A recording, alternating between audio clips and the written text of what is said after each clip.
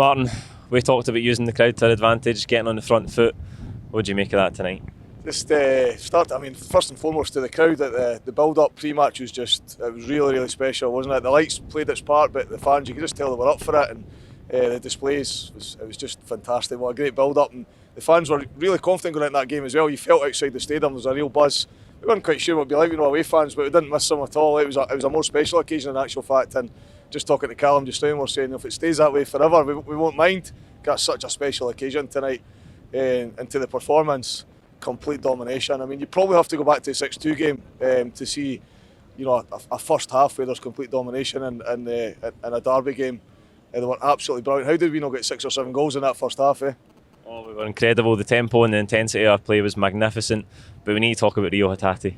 To hit 2 strikes like that on your debut in this fixture, unbelievable. So he comes in, and I think his debut was a Hibs game, man of the match. He was sensational. Everybody was talking about him after the game.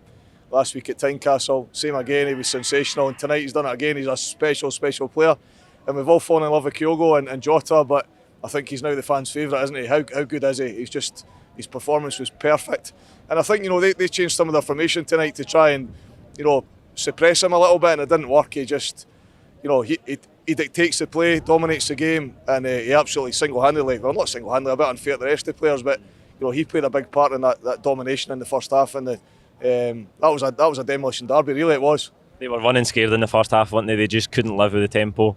It was a mauling in that first half. Yeah, and we were just so desperate to get forward, get the ball, and just not just contain the game, not wait for your chance, not hitting the break, just give me the ball. We want to get forward, we want to get another goal, and I think our big striker, number 7, could have had a hat-trick here. I felt a bit sorry for him because he did. He worked his socks off, and for the first time for a wee while now, I've seen him actually commit to the tackle, not just press, but desperately try and win the ball, and he was absolutely knackered when he went off. But I thought he performed well tonight. But all over the pitch, Juranovic was brilliant as well. Oh, he was superb. Superb. I mean, Kent was decent in the second half for them. He huffed and puffed, but that was all they had, and he was up against a very, very good right back tonight, and he didn't give him anything, did he? When that ball came out there and he just controlled it with his foot. I mean, it was almost like Moravchik when he done it with his bum all those years ago. It was so cool in that position of the park. But what a night! I mean, that's a statement now. Who's going to boss? Who's going to be in charge? And it's Celtic, and there's no doubt in my mind they'll go on and win the league now. No doubt in my mind. I hope so, mate. I hope so. A massive statement, as you say. Top of the league psychologically for us, that is massive going forward in it. But we do have the Motherwell game.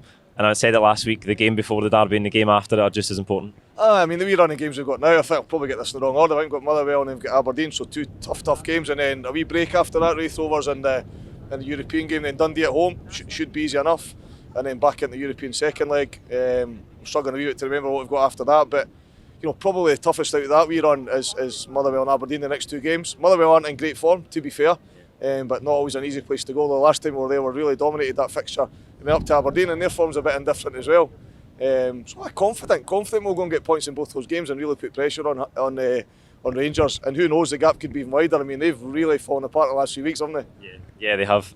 So many good individual performances tonight. You mentioned Juranovic, we talked about Hatate. I thought McGregor putting himself forward to play, mask on, brilliant in midfield. Can you single somebody out for a man of the match? It's absolutely got to be Hatate. I mean, he got man of the match, it's got to be him. I thought the captain was brilliant. Just even, Ange doesn't talk about the injured players and the status of them coming back and how long it'll be, and he's played a masterclass tonight by having strength on the bench and also playing the captain, and he came in and did what he does. He just dominated the game. He got an early yellow card, but it didn't make any difference. His performance didn't dip, and we dipped a wee bit in the second half, and people still talk about Celtic are weaker in the second half. I think that was about containing the game tonight, wasn't it? Not going chasing the fourth and the fifth. I mean, that's what we wanted. We wanted complete capitulation. We wanted 6 and 7, and it could have been.